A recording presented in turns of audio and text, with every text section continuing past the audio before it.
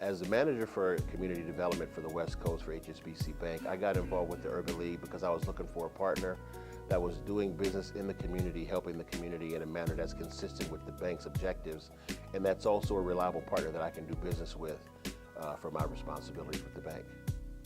What I'd like to see changed in the San Diego community, which quite frankly is not that different from a lot of the things in Los Angeles, where I live, where I was born and raised actually in South Central LA, is I want excellence and high achievement to be the normal, not the exception. There are a lot of very talented, very bright kids in these communities, and in some cases, they just need someone to tell them that they are exceptional, and they need somebody to show them how to apply what they have and give them some avenues where they can achieve their greatness. The work of the Urban League connects to me and the lives of my children, more so to me because being born and raised in South Central LA, being raised by a single mom, I needed a resource like the Urban League. I don't know that I had that resource, but it was organic from the community, and I had a very, very strong mother who made sure that I stayed pointed in the right direction. All children are not that fortunate, and so to me, the Urban League's work and how it connects to me is it gives me an opportunity to connect to kids who may not have an opportunity to talk to someone like me either in their immediate community or in their family. And for my kids, they benefit from realizing that everyone's not as fortunate as you are.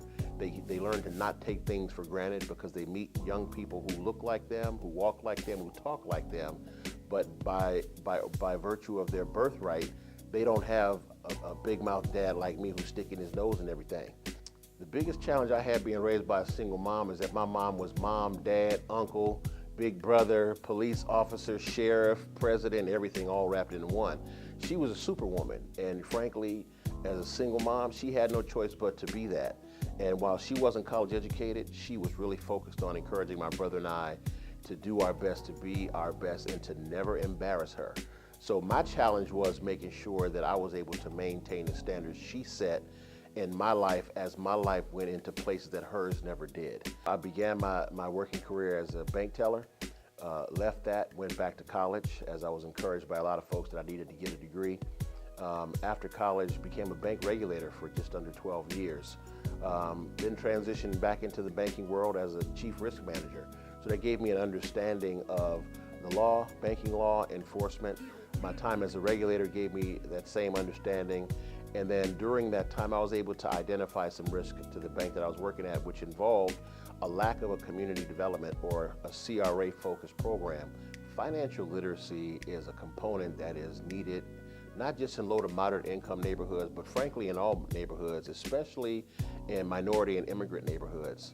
Understanding money and how it works, what it does, what it doesn't do, how to manage it responsibly, how to make good decisions. Do you really need a $200 pair of sneakers, or do you want a pair of $50 sneakers and a $150 savings bond? Those are things that need to be understood, but if nobody teaches it, you end up creating an entire generation of consumers. You end up having situations where you have a very talented athlete who may have an opportunity to go to college for free. Well, while he's in college for free, does he understand that he could still be working a part-time job? Relatives are giving you money as gifts for your birthday, that he should be saving that money since your needs are met. Start planting some seeds for your future. The future of nonprofit organizations in San Diego and in California, and frankly across the country, in the instance of those that are sort of on the borderline of whether they're effective or not, they're going to struggle.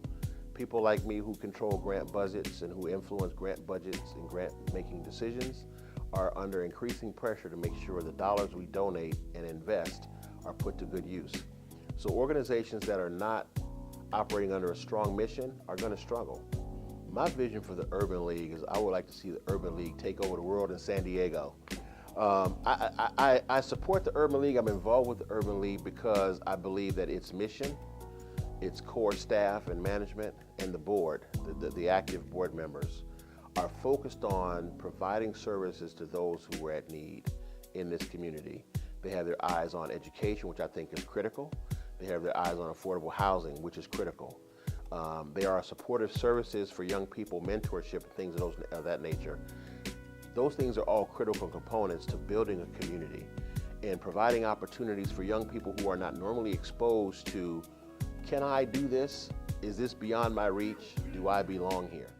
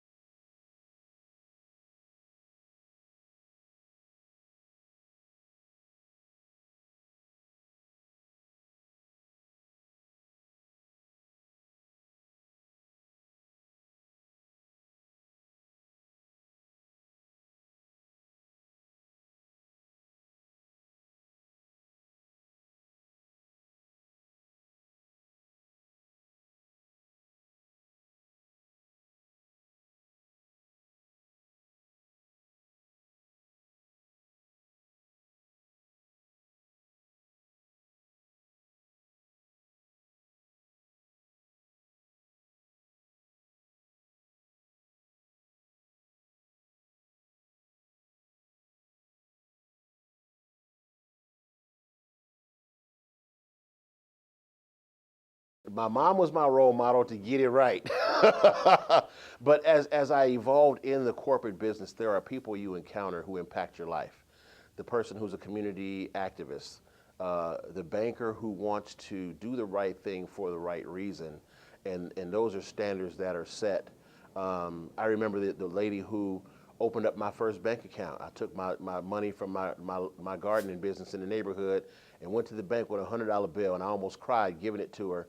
And older lady, black lady, I'll never forget, she snatched it. She said, "Boy, give me that dollar.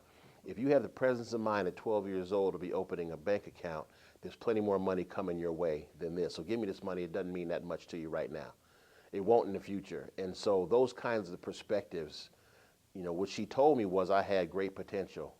I don't know if she meant to do that, but those are the kind of people who I encountered throughout my life, who were my role models. And again, community development, Community Reinvestment Act enforcement, those are all things that are relatively new.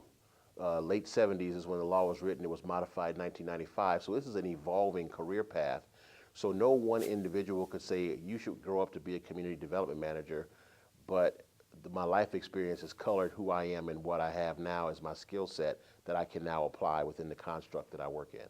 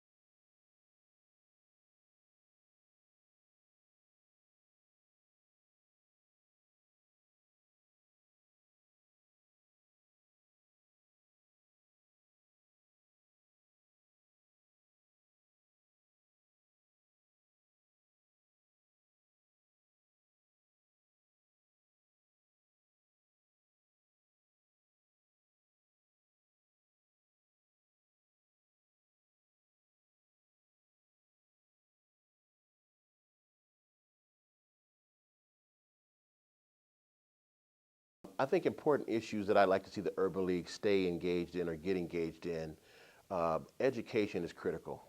Everything starts from there. Healthy living is critical. Our people have to be healthy. The family structure needs support, whether it's a single mom, whether it's a complete family, whether it's a single dad, it doesn't matter. The family support needs structure. The family unit needs support. Affordable housing is always going to be critical, as will economic development. But it all starts with education. If you can read, you can teach yourself anything. And so our young folks need to understand the value of education and be provided opportunities to pursue not just high school, but beyond. Technical education, it doesn't matter. You've got to be educated and you've got to be encouraged to use your gifts. And I think that I'd like to see the Urban League stay involved in education, healthy living, affordable housing, economic development, and family support.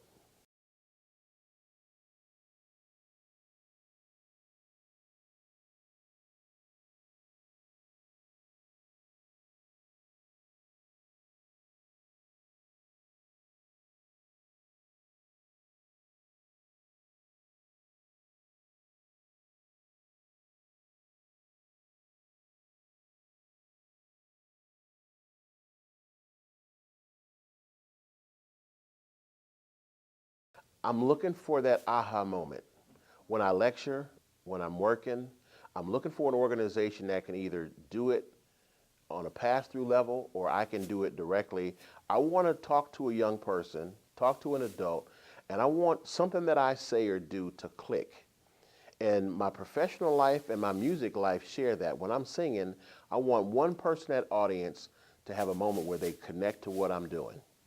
And same thing when in my professional life, I want one person to walk away from me saying, I'm smarter because I just talked to him. And he gave me something that I can go and use and apply that's relevant to me right now. So my passion is having an impact on people. I'm a value added person. Regardless of what I'm doing, my goal is to add value. So as it relates to my business profession, can I tell you something about money that you didn't know? Can I tell you something about affordable housing that you didn't know? Can I advise you about how to find scholarships for college? Is that going to have an impact on your life long after we haven't finished this conversation? Long after you've forgotten my name, I want you to tell somebody, you know, I talked to this guy and he made me realize that my talent for public speaking can turn into a communications education. And then he told me some schools that have great communications programs. And then he told me where to find some scholarships to help me get into school. And so now I'm a news reporter. I'm a motivational speaker. I'm a teacher. I'm a professor. I'm a counselor. Whatever you are after you take that trajectory, if what I did can impact you in a positive way, then I feel like when my judgment day comes and I'm going to be asked, Larry, I blessed you with these gifts. What did you do with them? I'm hoping that one person will be out there and say, yo, he helped me.